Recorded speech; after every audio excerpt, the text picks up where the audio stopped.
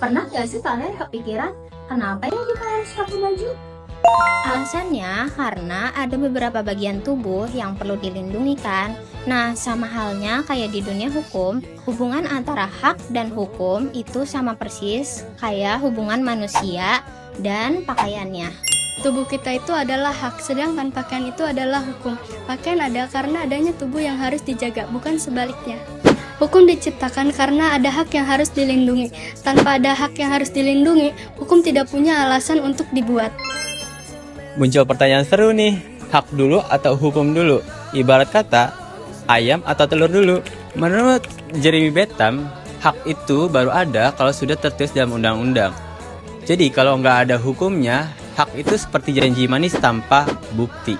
Tapi ada pandangan yang lebih manusiawi, yaitu hak kodrati, yang dimana hak itu sudah ada sejak lahir, yang diberi oleh Tuhan. Nah, kalian juga harus bisa bedain nih, mana urusan yang dibawa ke pengadilan dan mana yang cuma urusan hati. Ada yang namanya hak moral dan hak hukum. Kalian mau tahu nggak contohnya gimana? Nah, contoh gampangnya gini. Jadi, kalau kamu kerja tapi kamu nggak digaji, itu masuknya hak hukum. Kamu bisa loh lapor ke polisi atau tuntut ke pengadilan. Jelas, tapi kalau kamu berharap dikasih kado atau ingin dicintai oleh ibu kamu, itu hak moral. Memang rasanya penting banget, tapi gak ada satupun hakim di dunia ini yang bisa maksa ibu kamu buat kasih kado atau mencintai kamu. Itu soal rasa, bukan soal meja hijau. Terus dari mana asal hak kita? Secara garis besar ada dua kelompok, hak orisinal dan hak derivatif.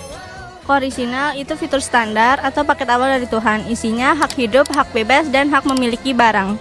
Hak derivatif adalah hak buatan atau modifikasi. Munculnya karena adanya aturan manusia, kebiasaan, atau perjanjian.